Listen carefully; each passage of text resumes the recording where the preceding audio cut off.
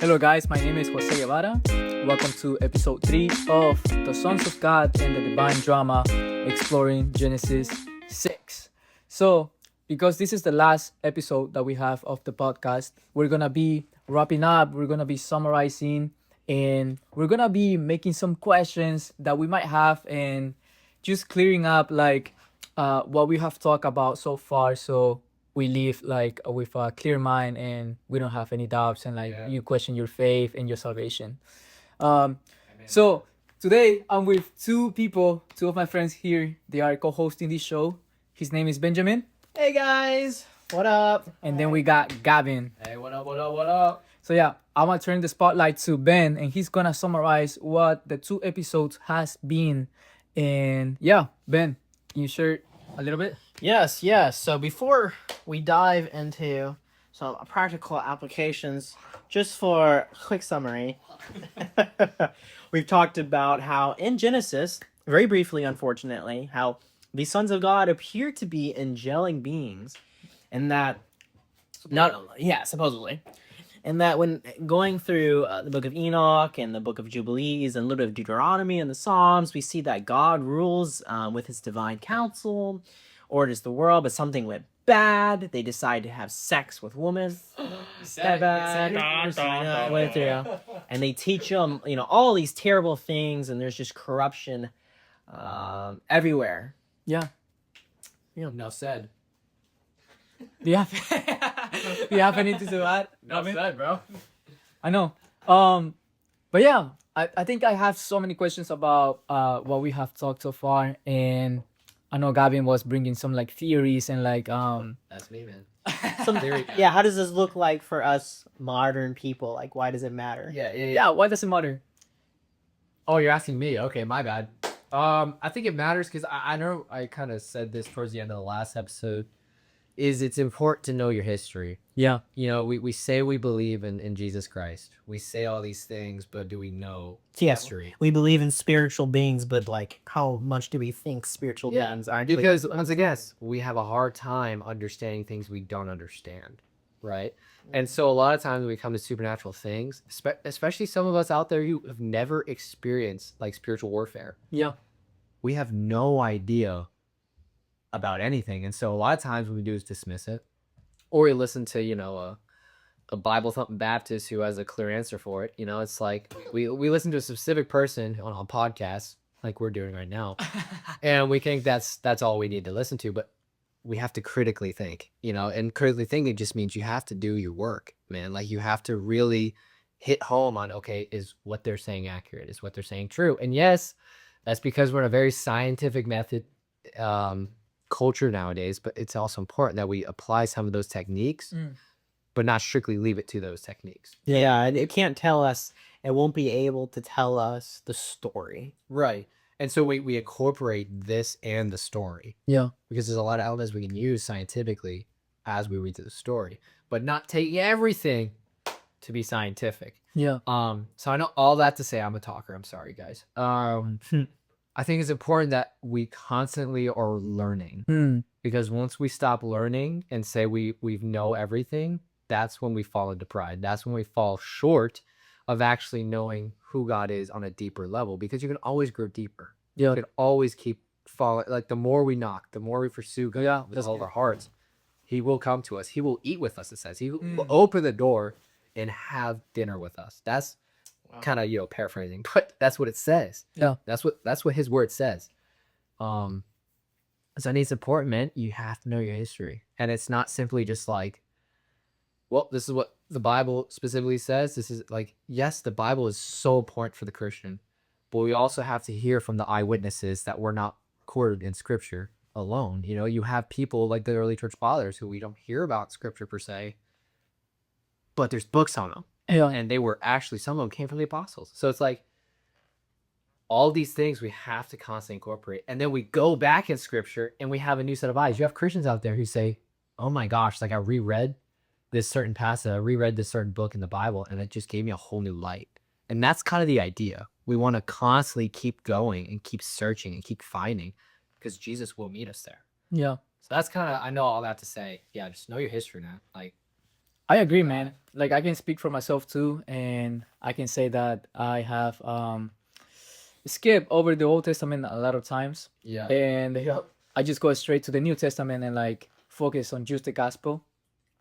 But like you said, like it's important to know like our history, Yeah. like what happened before us, you know, like, and also I think there's a beauty on like doing research and like making so many questions and just like coming to the understanding of like, okay, I'm not going to understand it all, you know, and it's not something that you can just scratch off a to-do list like you do. Like you're never going to get that satisfaction. Yeah. And when I think about God, like we are never going to understand God also, you know? And I think that's the beauty of it. It's like a father keeping secrets from his kids. That's how I see God doing it to us. But even though we're never going to fully understand God because he's so divine and we are not, we're just limited. He's unlimited. Finite, infinite. Yeah. It's a little bit of a difference. There is. Even though we have that huge gap of like differences between us, I think that he's able to reveal himself and like he let us come to him, and he's also available for us to come and just to like make questions, and he's able to have a relationship with us, you know, like we don't have to understand him completely and like have all these questions resolved, but we have a relationship with him, and that's the beauty of it. So I think that's enough said for the summary that we have so far. But Ben, do you want to talk about some of the Christ fulfillment? Yeah, I guess when we were in the lens of talking about how this looks in a modern application, for the purposes of our podcast, we didn't really get to talk about fully in depth what Christ does. You're right. But I would like to say that, you know, we do have this understanding, even in contemporary Christianity, that Christ is king over these demonic spirits, Yeah. or these, let's say, rebellious spirits. And that ultimately, when it comes to our modern, day of life, we got to remember that, you know, we talking about these stories is fun and all, but you know, just like you were saying, Jose, we got to remember though that all this is supposed to direct us towards God. Yeah. And Jesus. Yeah, and to be with Christ and to enjoy, his presence and what he affords for us, and that, you know, even if there's these and I said if, you know, I think, you know, there's a heavily, as we've seen in New Testament, there's still demonic influence in this world. There is. Yeah, we're seeing it, that Christ is in control and he is king over these rebellious spirits, Right. Come on. and through him, and a little as a little That's good. little bit That's of some clampings. But that's through him and his authority, we don't have to fear Yeah.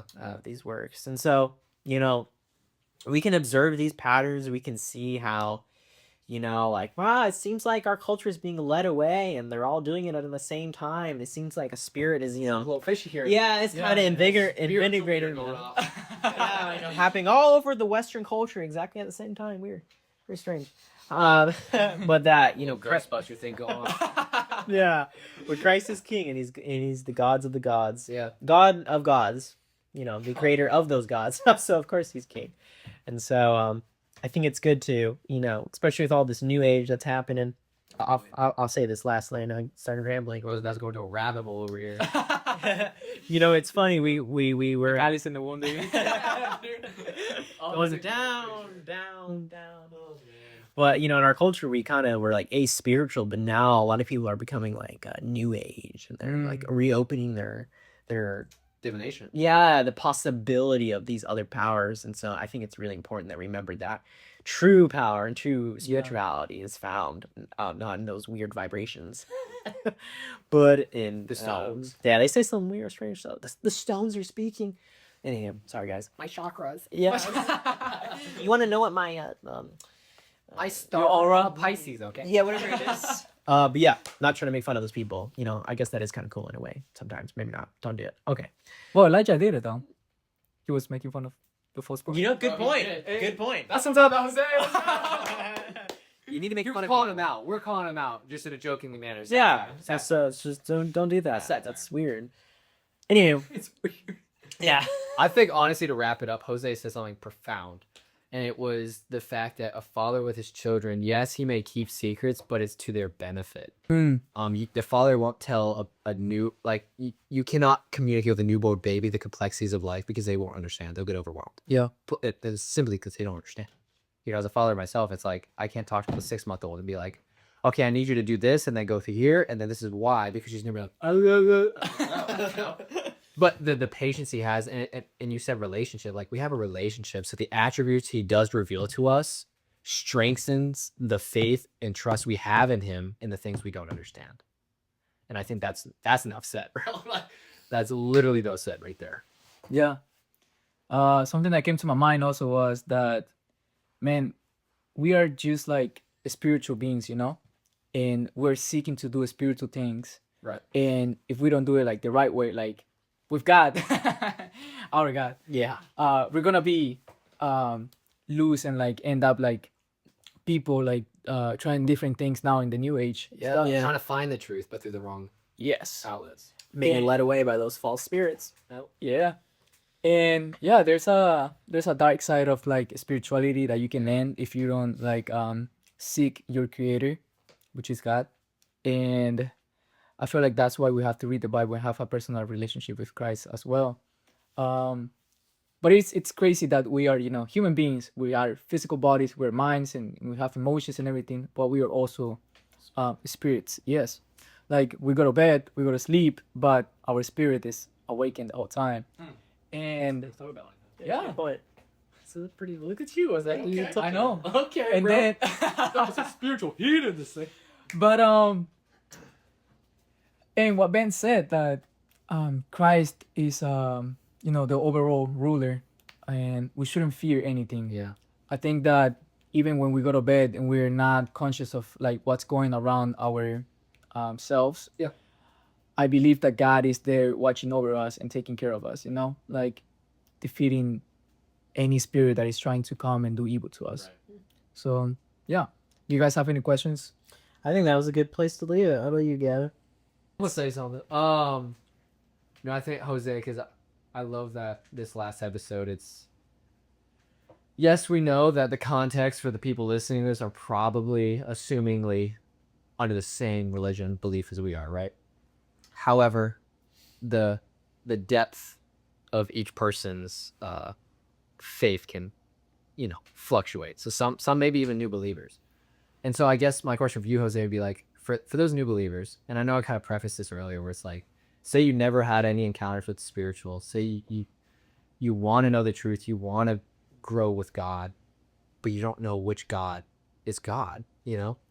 What would be some practical first steps for those people, those individuals who are wanting to seek it, having them stay clear of the false prophets, the wolves in sheep's clothing, the ones that say, hey, follow me to the desert, Yeah. to end up finding nothing there. Yeah. Right. It's a good question. How can we continue to lead new Christians towards the true, the one holy Christ, right? Yeah.